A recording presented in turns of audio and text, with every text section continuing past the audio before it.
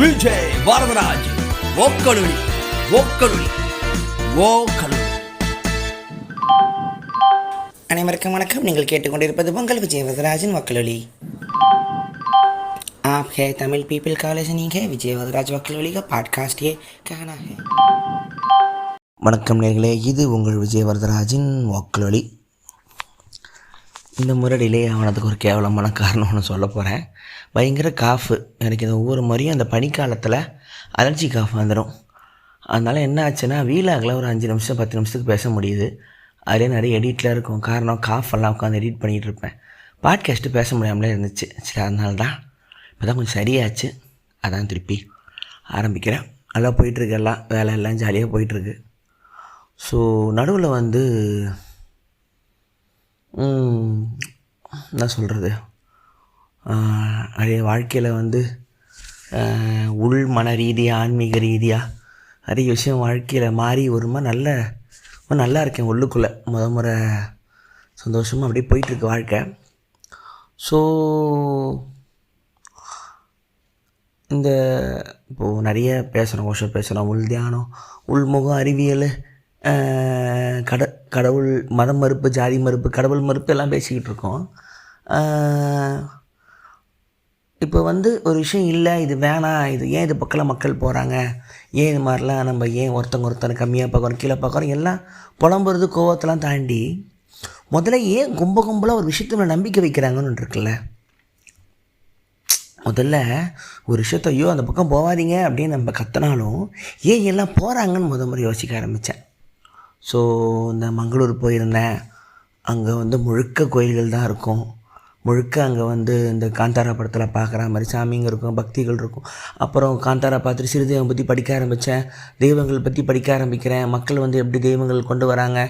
பெரிய தெய்வம் சிவன், விஷ்ணு, இந்த தெய்வத்துக்கு சிறு தெய்வம், குலதெய்வம், கிராமத்தில் இருக்கிற தெய்வங்கள், ஷாமனிசம்னு படிச்சுக்கிட்டே இருக்கும் பொழுது ஏன் முதல்ல ஒரு தெய்வம் கடவுளுங்கிற விஷயமே ஏன் முதல்ல தோணுது, அதுக்குள்ளே போகலாம் அப்படின்னு சொல்லிட்டு போகும்போது நிறைய புக்கெலாம் படிச்சுக்கிட்டே இருப்பேன். ரொம்ப தெளிவாக புரிஞ்சது. மெர்சியா எலியடோட சீக்ரெட் அண்ட் த ப்ரொஃபைன் ஒரு புக்கு இருக்குது. மெர்சியா எலியட் ஒரு ரொமேனியன் ஒரு ஸ்காலர் ஆஃப் ரிலீஜன். அவரோட ஸ்டூடெண்ட் இயானோ குலியானோன்னு ஒருத்தர். அவர் ஹீரோஸ் இந்த டைம் ஆஃப் ரெனைசன்ஸ்னு எழுதியிருப்பார். அதை கியோடனோ ப்ரூனோவை பற்றி அந்த புக், அந்த எபிசோடெலாம் பொறுமையாக நம்ம மக்கள்கிட்ட பேசலாம். ஸோ அவர் என்ன எழுதியிருந்தார்னா, உலகம் ஃபுல்லாக இருக்கிற ஒரு ரிலீஜன், அதாவது உலகம் ஃபுல்லாக என்ன நடக்கும்னா, இப்போ நம்ம டெவலப் ஆகிற மாதிரி ரஷ்யா ஆகாது, ரஷ்யா மாதிரி அமெரிக்கா ஆகாது. ஏன்னா ஒவ்வொரு விதமான ஒரு கேபிட்டலிசம் உலகத்தில் இருக்கும், கம்யூனிசம் உலகத்தில் இருக்கும். ஆனால் காடுகளில் மனிதன் வாழும் பொழுது அவனோட நாகரிக வளர்ச்சி நகரத்துக்கு முன்னாடி வரைக்கும் எல்லா காடுகள்லேயும் ஒரே மாதிரி தான் இருந்திருக்கு. ஒரே மாதிரி நெருப்பை கண்டுபிடிக்கிறான், ஒரே மாதிரி சர்க்கரம் கண்டுபிடிக்கிறான், ஒரே மாதிரி சிலைகள், ஒரே மாதிரி கடவுள் வழிபாடு, ஒரே மாதிரி கூட்டு மனப்பான்மை, ஒரே மாதிரி கதை சொல்லுது, மித்தாலஜின்னு. இது என்ன ஆகிடுது ஆராய்ச்சி பண்ணி பார்க்கும்போது, இப்போ என்ன ஆகும்னா, இப்போ ஒரு காட்டில் இது உலகம் ஃபுல்லாக இருக்கிற ஒவ்வொரு நாகரிகமும் ஒரே மாதிரி டெவலப் ஆகணுங்கிறது அவங்களோட பயாலஜிலே இருக்குது, டிஎன்ஏலே இருக்குது. இது எங்கே குழப்பமாயிரும்னா, இதுக்கெல்லாம் முன்னாடி ஒரு ஆதி காலத்தில் ஒரு நாகரிகம் இருந்திருக்கு, அது உலகம் ஃபுல்லாக பரவிட்டு அந்த நாகரிகம் காண போயிடுச்சு அப்படின்னு சொத்துற ஒரு பொய்க்கு மாட்டிப்பாங்க. இந்த கிரஹாம் ஹான்காக்னு ஒருத்தர் ancient civilisation, aliens are there, the submerged கிங்டம்னு ஒரு நமக்கெல்லாம் முன்னாடி ஒருத்தங்க இருந்தாங்க, அவங்க பழிஞ்சு போயிட்டாங்கன்னு சொல்கிற கதைகள் அங்கே மாட்டுது. அது அப்படி கிடையாது. இப்போது இது இன்னும் சிம்பிளாக சொல்லணும்னா, இப்போ நீங்கள் இருக்கோம், நம்ம குழந்தையாக பிறகுறோன்னா நமக்கு கொஞ்சம் கொஞ்சமாக அந்த குழந்தை பேச ஆரம்பிக்கிற பாசெல்லாம் ஒரே மாதிரி தான் இருக்கும். முதல்ல பார்க்க கற்றுக்கும், அப்புறம் கை காட்டும், பேச கற்றுக்கும், அம்மாட்ட பால் குடிக்கும், அப்புறம் தனியாக ஆகிடும், நடக்க ஆரம்பிக்கும், கீழே விழும், எந்திரிக்கும். இந்த ப்ராசஸ் எல்லாமே நம்ம வயசாக சாகிற வரைக்கும் ஒரே ப்ராசஸ் தானே, அதில் எந்த சேஞ்சும் இல்லை. ஸோ பக்கத்து இருக்கிற குழந்தையும் அதே மாதிரி தான், அடுத்த குழந்தையும் அதே மாதிரி தான். உலகம் ஃபுல்லாக எல்லா இடத்தும் ஒரே மாதிரி தான் குழந்தைங்க, மனுஷன் உடல் ஒரே மாதிரி தான் வளருது. இதே மாதிரி தான் கடவுள் சம்மந்தமான ஆதிகாலத்து விஷயம் ஒரே மாதிரி தான் வளருது. நீங்கள் ஒன்ஸ் சிவிலைசேஷன் சிட்டின்னு வந்ததுக்கப்புறம் ஒரு ஊர்லேயும் இன்வென்ஷன், டிஸ்கவரிலாம் வேறு மாதிரி, அது ஒரே மாதிரி இருக்கிறது இல்லை.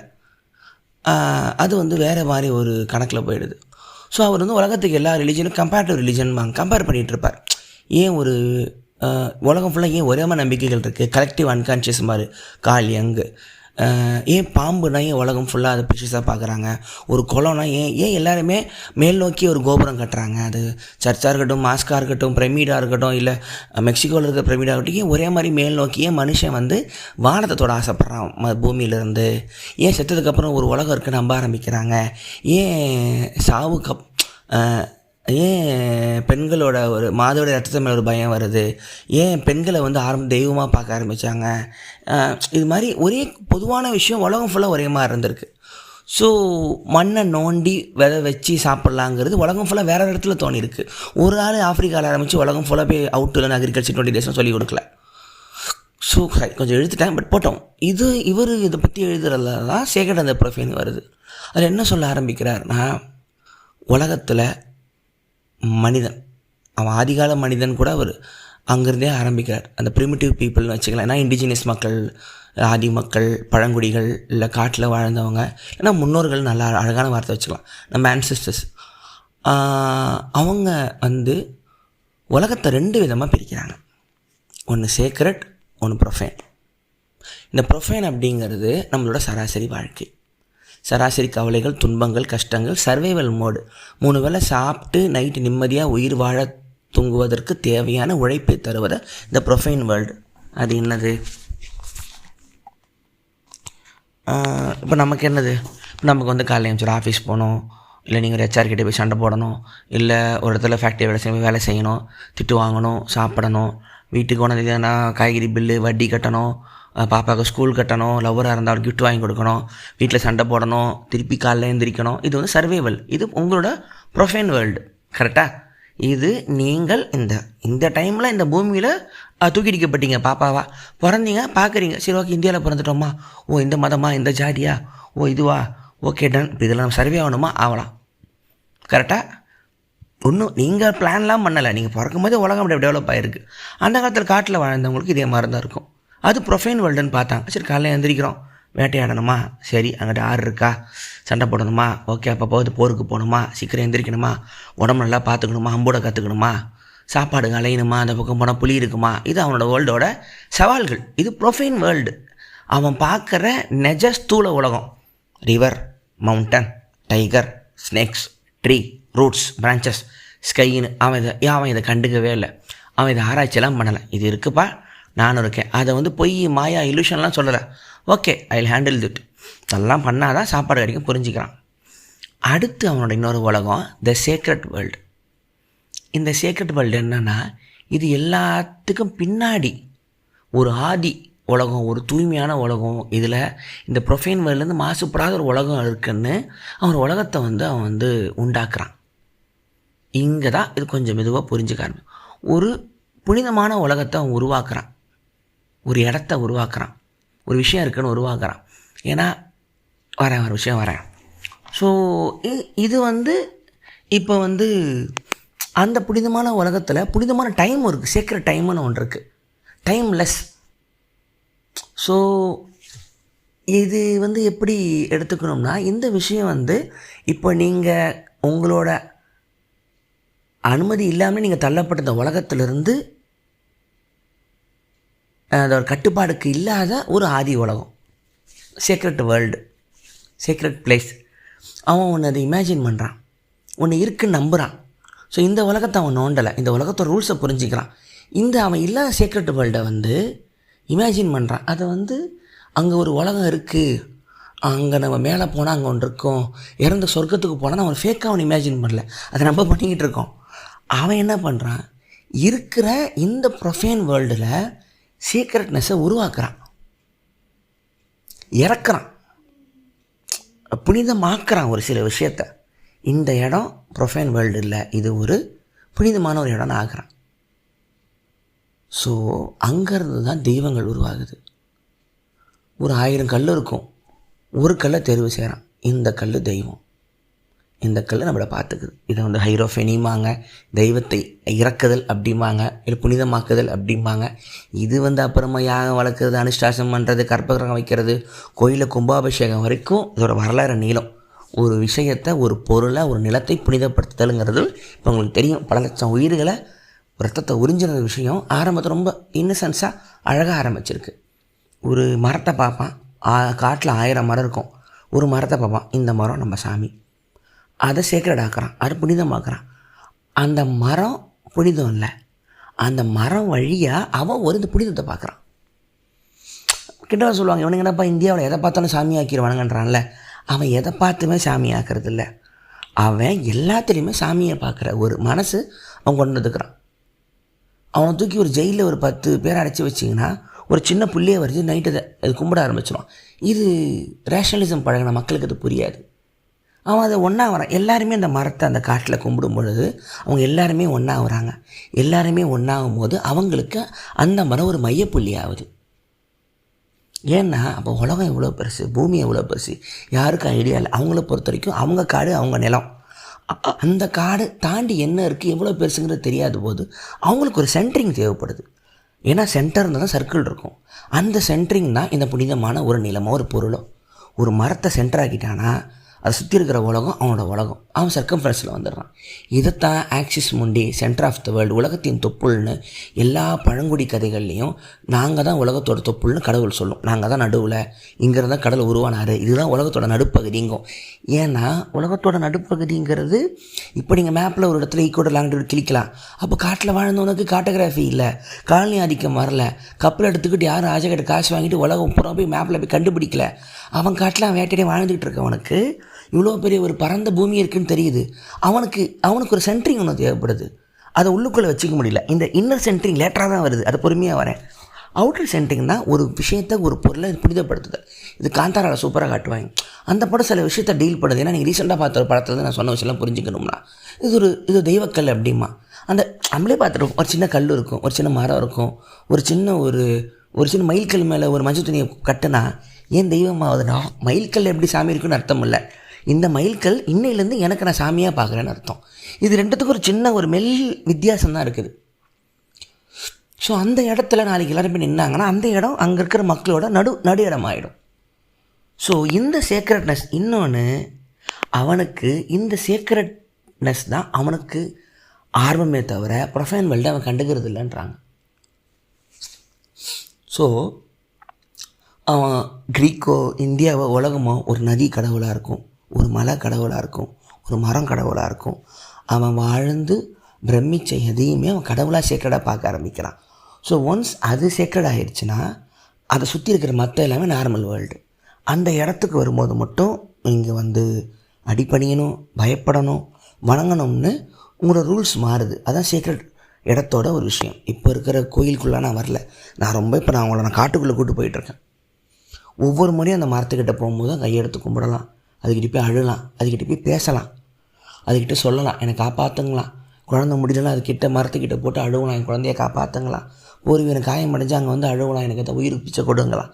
இப்படி தான் அவன் சீக்ரெட்னஸை பார்க்குறான். ப்ரொஃபைன் வேர்ல்டு அவன் போட்டு நோண்டலை. இல்லை இன்னும் என்ன நடக்குதுன்னா, ஸோ ப்ரொஃபைன் வேர்ல்டு அதோட விதிகளில் சராசரி உலகத்தை விட்டதுனால அந்த உலகத்தை எக்ஸ்ப்ளாய்ட் பண்ணணும் அப்படிங்கிறது எனக்கு தோணாமல் இருக்குது. ஏன்னா அவன் ஒரு கடலை புனிதமாக பார்க்க முடியுது, ஒரு மலையை பார்க்க முடியுது, எல்லாம் அவனோட கூட கனெக்டட்னு தெரிய ஆரம்பிக்கிறதுனால அவன் நேச்சரை அண்டர்ஸ்டாண்ட் தான் பண்ணிக்க ஆசைப்பட்டானே தவிர அதை எக்ஸ்ப்ளாய்ட் பண்ணுற உலகம் அவனுக்கு இல்லை. ஏன்னா அவன் வாழ்கிற அந்த நிலத்திலே தான், அந்த இயற்கையிலே தான் அவன் கடவுளையும் பார்க்குறான். இப்போது நம்ம என்ன பண்ணிக்கிட்டு இருக்கோம்னா, நம்ம கடவுளை பூமிக்கு மேலே வச்சுட்டோம், ஒரு சிலையில் வச்சுட்டோம், ஒரு கதையில் வச்சுட்டோம். நம்ம பூமியை நம்ம இயற்கையாக பார்க்குறதில்ல. நம்ம எல்லாருமே செத்து போனதுக்கப்புறம் நம்ம வேற ஒரு இடத்துக்கு போகணும்னு வச்சுக்கிட்டு இருக்கோம். இந்த பூமியில் நம்ம இருக்க போகிறதில்ல. ஸோ இந்த பூமி நமக்கு தேவையில்லாத உலகமாக மாறினதுனால, சீக்ரெட்னஸ் இழந்ததுனால அதை நீங்கள் மைனிங் பண்ணலாம், கடலை அரிக்கலாம், பல கோடி மீனை பிடிக்கலாம், நீங்கள் எவ்வளோ வேணால் நீங்கள் போர் நடத்தலாம், என்ன வேணால் நீங்கள் உங்கள் மண்ணை போட்டு கொள்ளலாம். உங்களுக்கு அது மேலே ஒரு கவலை இல்லாமல் மக்கள்லாம் ஆட்டோமேட்டிக்காக ஆகிடும். நம்மளோட சீக்ரெட்னஸை இழந்துட்டோங்கிற மாதிரி சேலியார் வி டீசேக்ரலைஸ்ட் அவர் பிளானட் அப்படிங்கிறார். இந்த மாடர்ன் எக்கனாமி, கம்யூனிசம், ஃபேக்ட்ரிங், இண்டஸ்ட்ரியல் ரெவல்யூஷனு, இப்போ நம்ம இருக்கிற சராசரி உலகத்தில் நம்ம டீசேக்ரலைஸ்டாக பண்ணிக்கிட்டு இருக்கோம். ஸோ இன்னும் நம்ம ஊரில் அந்த சீக்ரெட் பிளேஸை மெயின்டைன் பண்ணுறாங்க. என்னது வீட்டில் வச்சு உங்கள் வீட்டில் இருக்கிற பூஜை ரூமு, கிச்சனாக இருந்தால் அவங்க வீட்டில் இருக்கிற வச்சுக்கிற ஃபோட்டோ, முஸ்லீமாக இருந்தால் நீங்கள் தொழுகை பண்ண போகிற இடம், நீங்கள் பண்ணுற கோயிலுங்க எல்லாமே சீக்ரெட் பிளேஸ். சரி, சீக்ரெட் பிளேஸ். அடுத்து சீக்ரெட் டைம். அதுக்கு ஒரு நேரம் கிடையாது, அது ஒரு டைம்லெஸ். அது ஒரு நாள் இருந்தது, அவ்வளோதான். அதுக்கு என்ன டைமு? பல கோடி பல்லாயிரத்தாண்டு பல கோடி 100,000ன்னு ஒரு நம்பரில் போய் முடியாது. ஸோ அவனுக்கு இந்த ப்ரொஃபைன் மல்லில் வந்து நார்மல் டைம் அவனுக்கு செம கடுப்பாக இருக்குது. நேற்று, இன்றைக்கி, நாளைக்கு ஒரு ரொட்டீனாக. அப்போ கேலண்டர் இருக்குது. அந்த டைம்லலாம் வந்து சைக்கிளிக் சீசன்ஸ் ஃபாலோ பண்ணுறான். Equinox, autumn, winter, summer, longest day, shortest night, சூரியன் இந்த உத்தராயணம் மேற்கில் போகுது, கிழக்கில் வருது, எந்தெந்த மாதம்லாம் சூரியன் அதிகமாக இருக்குது, சூரியன் பீக்கில் இந்த பொங்கல் கொண்டாடுறது, வின்டர் இருக்கிற ஜனங்களுக்கு சூரியன் வர்றதை வந்து சூரியன் மறைஞ்சு போச்சுன்னா அழுவுறதுன்னு லீனியர் டைம் இல்லாமல் ஒரு சைக்கிளிக் டைமில் வாழ ஆரம்பிக்கிறான். சீசன்ஸ் ஃபாலோ பண்ணுறான். அவனுக்கு ஒரு சைக்கிளோட பேட்டர்ன் தெரியுது. அது ப்ராப்பர் டைமு. கொஞ்ச நாள் இருப்போம், செத்துருவோம், திருப்பி அடுத்து வருவாங்கன்னா டைமை புரிஞ்சிக்க முடியுது. அவனுக்கு டைமை தாண்டின ஒரு ஃபீல் இருக்கணும்னு ஆசை. ஸோ ஒரு பிளேஸ் கண்டுபிடிக்கிறான், சேர்க்குற டைம் கண்டுபிடிக்கிறான். அந்த டைம் வந்து எந்த ஒரு பாஸ்ட் ப்ரெசன்ட் ஃப்யூச்சருக்கும் உட்படுத்தப்படாத ஒரு நேரம் அப்படின்னு வச்சுக்கணும் ஆசைப்பட்றேன். இந்த சீக்ரெட் ப்ளஸும் சேர்க்குற டைமும் அவங்களுக்கு ஒரு ஐடென்டிட்டியை தருது. அவங்க யாருங்கிறது கொண்டு வருது. இப்போது நான் இருக்கேன், நீங்கள் இருக்கீங்க, என்னோடய மனசுக்குள்ளே ஓடுற என்னோடய தனிப்பட்ட வாழ்க்கை உங்களுக்கு புரிய போகிறது இல்லை. என் அம்மா அப்பா வேறு, தம்பி வேறு, மனைவி பிள்ளைங்க வேறு, என் பிரச்சனை வேறு, என் கொள்கை ஆசைகள் வேறு, உங்களோடதையும் வேறு. என்னால் அதை நான் சொல்ல வேண்டிய உங்களுக்கு தேவையும் இல்லை, உங்களுக்கு புரியவும் போகிறதில்ல. உங்கள் பாரம் உங்களுக்குள்ளே இருக்கும். ஆனால் இப்போ எனக்கும் உனக்கும் சேர்ந்து பேசுகிறதுக்கு ஒன்று வேணும். ஏன் எல்லா பசங்களும் ஒன்றா உட்காந்து புதுசாக யாரும் வந்தாங்கன்னா என்ன படம் பார்த்தீங்கன்னு கேட்குறோம்? நீங்கள் வச்சுருக்கீங்களா? புதுசாக ஒருத்தவங்க வராங்க அவங்க வீட்டுக்கோ, உங்கள் ஆஃபீஸ்க்கோ, அப்புறம் அந்த படம் பார்த்தீங்களாம்மா. ஏன்னா நம்ம எல்லாருக்கும் பொதுவான ஒரு சீக்ரெட் பிளேஸ் டைமில் நடக்கிற ஒரு விஷயத்த நம்ம வந்து ஈஸியாக நம்மளால் கனெக்ட் பண்ணிக்க முடியுது.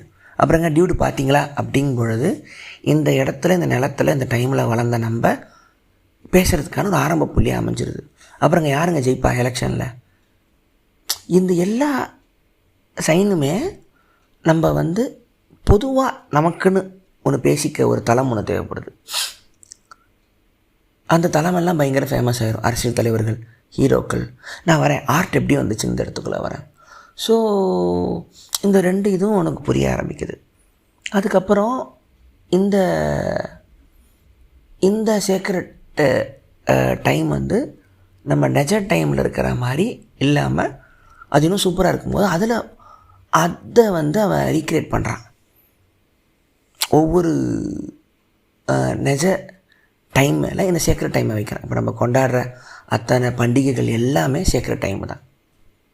ஏன் தீபாவளி அன்னைக்கு respective of caste, creed, religion ஏன் எல்லாருமே வெடி வாங்குகிறோம்? ஏன் எல்லோரும் சத்தமாக வெடிக்கிறோம்?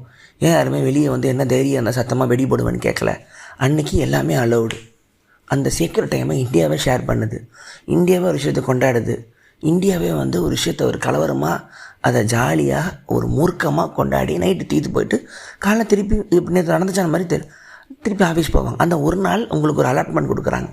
ஓகே, எல்லாம் அதுக்கு ஒரு கதை எழுதுகிறோம். ஒரு நரகாசுரம் வந்து அன்றைக்கி யார் அந்த கதையெல்லாம் நினச்சி காலைல ஃபீல்லாம் பண்ணிட்டுருக்குது இல்லையா?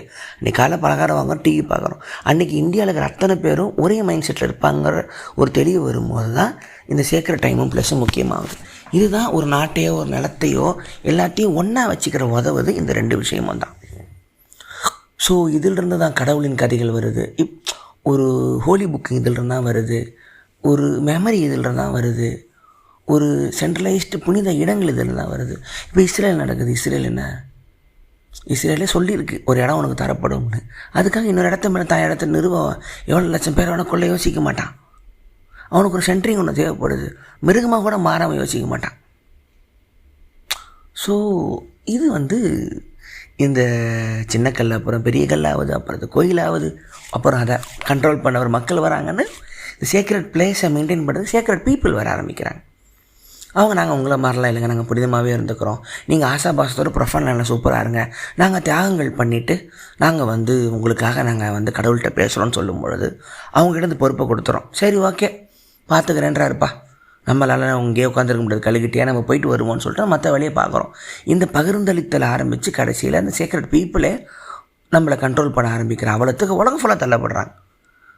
இங்கே எப்படியோ ஈஜிப்டில் ஃபாதரை பார்த்தா முதல்ல தோணுது கல்யாணம் பண்ணிக்காமல் நம்மளோட லௌகிக வாழ்க்கையை வாழாமல் இறைவனுக்காக அர்ப்பணிக்கப்பட்ட ஒரு மனிதர்.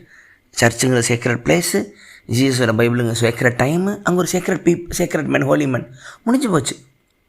அங்கே ஆட்டோமேட்டிக்காக அவங்க சொல்கிறத அந்த நிலம் கேட்கும். அவங்க ஒரு காமன் மெமரியோட ஒரு ரெப்ரசன்டேட்டிவ் ஆயிடுவாங்க. இப்படி தான் மதங்கள், கடவுள், தெய்வங்கள் மேலே மக்களுக்கு ஈர்ப்பு ஆட்டோமேட்டிக்காகவே அதிகமாகுது.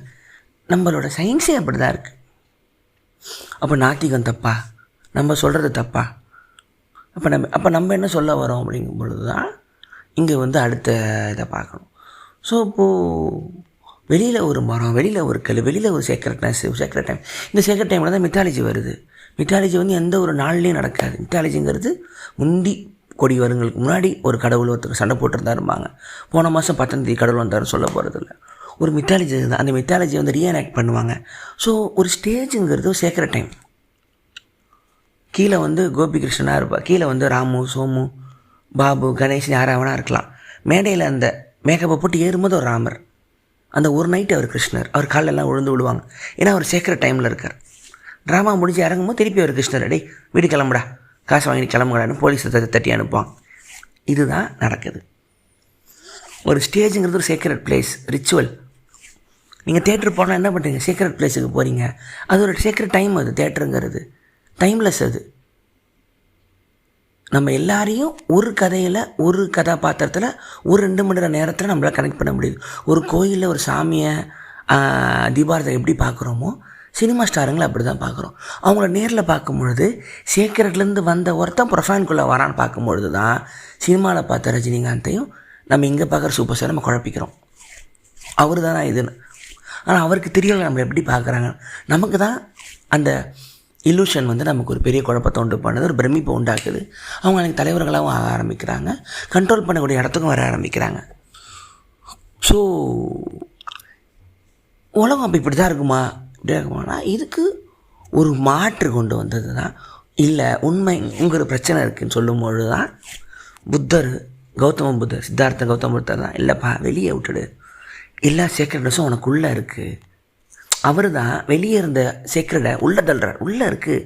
அங்கே போய் கல்லையோ மண்ணையோனா அதை யார் வேணால் மேனிப்புலேட் பண்ணலாம், யார் வேணால் அதை ஆக்கிரமிக்கலாம். அந்த கல்லுக்கிட்ட இருக்கிறவங்க தான் அந்த பவர் இருக்கும். நீ உள்ளே போ, உள்ளே எல்லாமே இருக்குது, நீ ஏன் குழப்பிக்கிற, நீ தான் சேக்ரெட்டை வெளியே ஏன் தேடுறேன்னு அந்த உள்ளுக்குள்ளே அந்த உள்ள அறிவியல் போகிற வரைக்கும் உலகம் இந்த இதில் மாட்டிக்கிட்டு இருக்கும். மொத்தம் 2 விதமாக தான் நீங்கள் சேக்ரெட் நீங்கள் தேட முடியும், வெளியில் இல்லை உள்ள. இப்போ புரியுதா? நம்ம 2 உலகத்தில் மாட்டிகிட்டு இருக்கோம். ப்ரொஃபைன் வேர்ல்டு எது? நீங்கள் நம்ம இப்போ இருக்கிற கரண்ட்டு வேர்ல்டு 2026. சேக்ரெட் வேர்ல்டுங்கிறது நீங்கள் அதைத்தான் நீங்கள் தேடிக்கிட்டு இருக்கீங்க. நீங்கள் பார்க்குற ரீல்ஸாக இருக்கட்டும், நீங்கள் பார்க்குற படமாக இருக்கட்டும், நீங்கள் பாட்டு கேட்க மட்டும் நடக்குது. உங்களுக்கு ஒரே பாட்டு தான், அது இப்படி தான் ஆரம்பிக்கும்னு தெரியும், நடுவில் தான் வரும் தெரியும், இப்போ தான் முடியும் தெரியும். அதையே நீங்கள் பல லட்சம் முறை கேட்கணும். அதே ஒன்று தான் கொடுக்குது. ஏன் ஒரு பாட்டாக கேட்டுட்டோம், இப்படி தானே ஆக போகுது, நீ அடுத்த முறை வேறு பாட்டு பார்க்காம அதே பாட்டு 1000 முறை கேட்குறீங்க. எதை ரீலீவ் பண்ணுறீங்க? தெரிஞ்சதே ஏன் திருப்பி கேட்குறீங்க? என்ன நடக்குது? நீங்கள் ஒரு சேக்ரெட் டைமில் இருக்கீங்க. ஒரு பாட்டு கேட்கும் போது எட்டனால் அது. அதனால தான் ஒரு படத்தை விட படத்தில் இருக்கிற பாட்டு ரொம்ப வருஷத்துக்கு நிற்கும். ஒரு புக்கு படிக்கும் போது சேக்ரெட் டைமில், ஆர்ட்ஸை கன்சியூம் பண்ணுறது சேக்ரெட் டைமு, ஃப்ரெண்டு கூட பேசுகிறது சேக்ரெட் டைமு, நீங்கள் தனியாக குளிக்கிறீங்க வச்சு பாரு. ஒரு நாளைக்கு உங்களுக்கே தெரியாமல் நீங்கள் ஒரு சேக்ரெட் டைம் அண்ட் பிளேஸில் நீங்கள் இருக்கீங்க. உங்கள் பைக் டிரைவிங் உங்களுக்குன்னு புனிதமான சில விஷயம் நீங்கள் வச்சுருப்பீங்க, அது உங்களுக்கு மட்டும்தான்.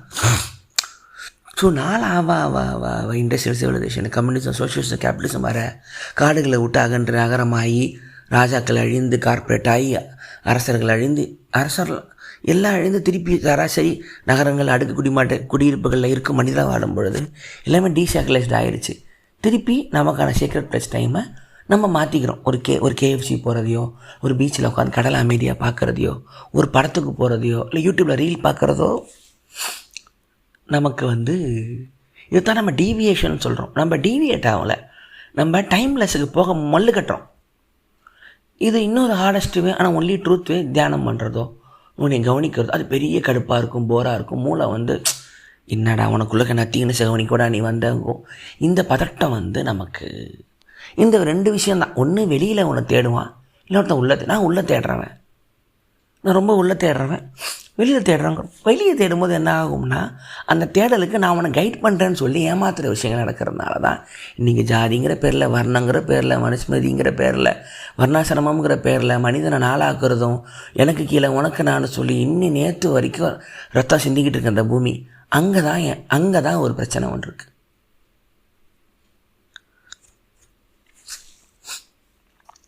அங்கே தான் நமக்கான பிரச்சனைகள் ஆரம்பிக்குது. ஸோ நிஜ உலகத்தில் ஒரு விஷயம் புனிதமாகும் போது ஆட்டோமேட்டிக்காக அதை தாண்டிக்கிற மற்ற இடம்லாம் என்ன ஆகுது, அழுக்காகிடுது. நீங்கள் உங்கள் ரூமில் ஒரு சேரை நீங்கள் இது புனிதன்றீங்கன்னா, சேரை தர மற்ற எல்லாமே அழுக்குன்னு தானே அர்த்தம். நம்ம ஒன்றை தேர்வு செய்யும் போது மற்றது ஆட்டோமேட்டிக்காக அது ஆப்போசிட் ஆகிடுது, ஒரு ஷேடோ நிழல் ஆகிடுது. இதுதான் சீக்ரெட்னஸில் இருக்கிற ஒரு பிரச்சனை. ஆனால் சேக்ரெட்னஸை நம்ம தேடி போகிறதும் ஒரு பல தூரம் ஏறி கோயிலுக்கு தேடி போய் ஐயப்ப மலைக்கு தேடி போகிறோம், திருப்பதி நடந்து போகிறோம், திருத்தணி ஏன் போகிறோம், ஏன் ஒரு கோயிலுக்கு ஏறி போகிறோம். ஏறி கஷ்டப்பட்டு நம்ம அந்த சேக்ரெட்னஸ்க்கு போய் நிற்கும் பொழுது தான், அப்பா இந்த உலகத்துலேருந்து உன்னை நான் தேடி வந்திருக்கேன், எனக்கு ஏதாவது ஒன்று கொடு அப்படிங்கிற ஒரு பக்தியோ கிளம்பி போகிறதோ தேடலோ பயணமோ அங்கே தான் ஆரம்பிக்குது.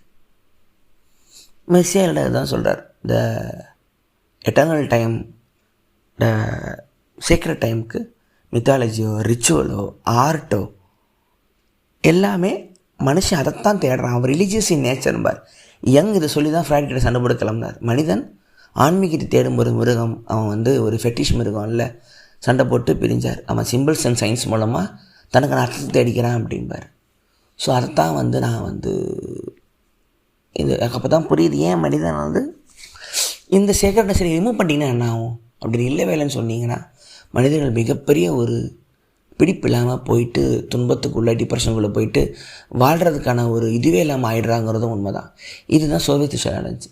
Soviet Russia is the only government ruling authority இந்த என்டையர் எர்த்தோட ஹிஸ்ட்ரியில் ஏத்திசமை அஃபிஷியலாக சொன்னது. இன்று முதல் உங்களுக்கு கடவுளையும் தூக்கி எறிய ஆரம்பித்தாங்க. அது அடுக்குமுறையை எதிர்க்கிறதுக்கும் புர்ஷ்வா புரொடலேட்டு தொழிலாளர்களோட உழைப்பு எல்லாமே அது ஒரு அறிவியலை கணிதத்தை நமக்கு தந்தாலும் மனிதர்களோட அந்த சென்ட்ரிங்கை தூக்கிடும் பொழுது சோவியத் ரஷ்யா மக்கள் படுகொழிக்கு ஒரு ஆன்மீக படுகொழிக்கு தள்ளப்பட்டாங்க. அவங்க ஒருத்தங்க யாருன்னே தெரில. அது ஒரு டார்க்கஸ்ட் டைம் ஆஃப் பீரியட் மக்களுக்கு அதுவாக தான் இருந்திருக்கும். ஸோ அதனால் கூட அது தோற்று போயிருந்திருக்கலாம். கடவுளை நீக்கிட்டா மக்களுக்கு அங்கே ஒரு பிடிப்பு இல்லாத போது வெறும் புக்கும் லெனினையும் மார்க்ஸையும் ஸ்டாலினையும் ரொம்ப நாளைக்கு மனசில் வச்சுக்கிட்டு இருக்க மாட்டாங்க. இதுதான் நான் யோசித்தது. ஸோ மனிதர்களுக்கு இயற்கையாகவே அவங்களுக்கு ஒரு இதுக்கு பின்னாடி இருக்கிற அந்த ஒரு சேக்ரெட்னஸை புனிதத்தை நோக்கி போகணுங்கிற ஒரு தேடல் இருந்துக்கிட்டே இருக்குது. அந்த இப்போது புத்தர் நீயும் சேக்ரெட் தான்ப்பா, அப்போல்லாம் உனக்கு கம்மியாக நினச்சிக்காதன்றாங்க.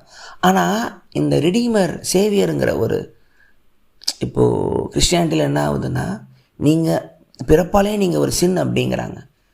ஒருத்தர் உங்களை காப்பாற்றுவார்னு சொல்லும்போது நம்ம ஆட்டோமேட்டிக்காக நம்மளை அழுக்காக நினைக்கும் பொழுது நம்ம மேலேயும் நம்ம பூமி மேலேயும் இந்த பூமியவே ஒரு ஹெல்லாக நினைக்க பழக்க வரும்போது தான் வெஸ்டர்னில் கிறிஸ்டியானிட்டி ஃபாலோ பண்ணும்பொழுது எக்ஸ்ப்ளாய்டேஷன், காலனி ஆதிக்கம், மற்றவங்களை கம்மியாக பார்க்குறது, ஒரு ஒரு ஒரு ஊரை சூறையாடுறதையோ கலாச்சாரத்தை அழிக்கிறதையோ தான் சாதனையாக பார்க்குறதுன்னு அந்த மதத்தோட அந்த ரிடீமர் மென்டாலிட்டி, நான் இருக்கேன் உங்களுக்கு, ஏன் நாகரிகம் சரி, நான் உங்களுக்கு சொல்லித்தரேன், நீங்கள் தப்பாக இருக்கீங்கன்னு ஒரு இல்லூஷனில் மாட்டிக்கிட்ட மக்களாக அவங்கள தான் ஆக்கிக்கிட்டதா இன்னொரு புக்கில் படித்தேன். இது ஒரு இது எனக்கு கொஞ்சம் சரியாக பட்டுச்சு. அதனால தான் ஒரு கடலையோ மரத்தையோ கும்பிட்டுருக்கிற ஒருத்தனுக்கு உங்ககிட்ட ஒரு புக்கு இருக்குது, இதில் கடவுள் இருக்குது, அவர் தான் சரியான கடவுள் சொல்லும்போது இவன் என்ன எங்கேருந்தோ நம்பிக்கிட்டு அவன் ஒரு கதை ஒன்று சொல்கிறான்னு ஒரு குழப்ப நிலை ஒன்று உருவாகுது.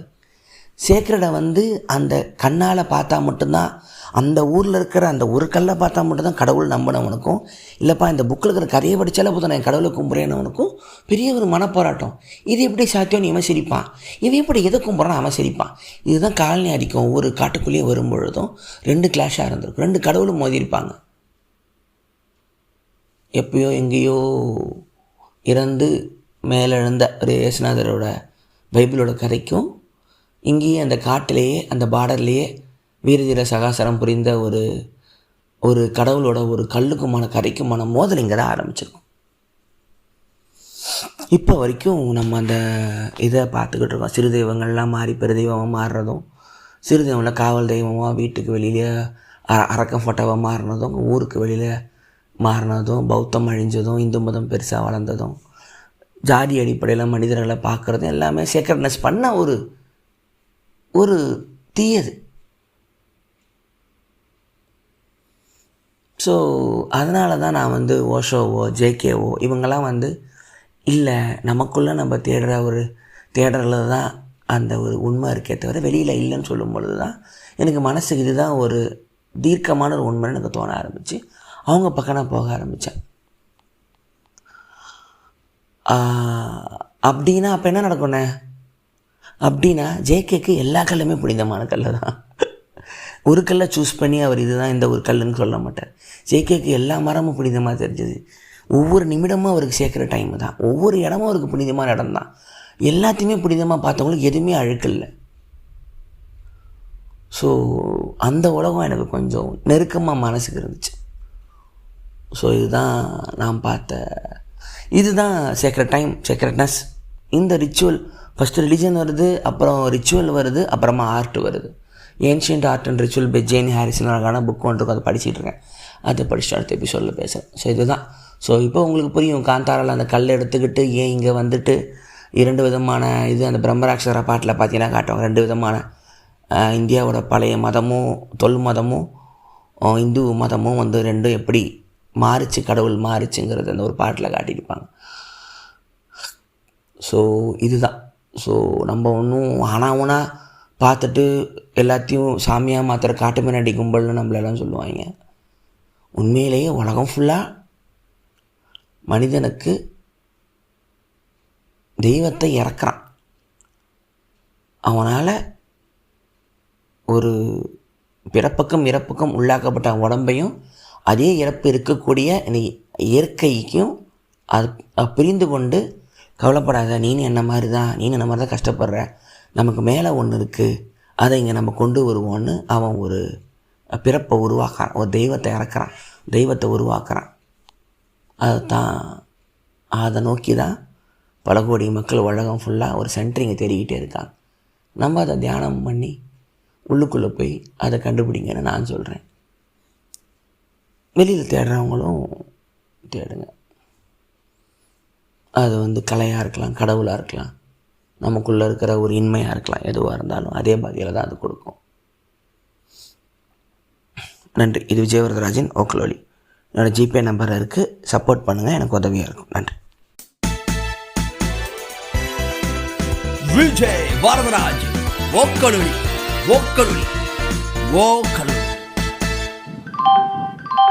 அனைவருக்கும் வணக்கம். நீங்கள் கேட்டுக்கொண்டிருப்பது உங்கள் விஜய் வரதராஜன் वकलोली। आप है तमिल पीपल कॉलेज नहीं है, विजय वरदराज वकलोली का पॉडकास्ट ये कहना है।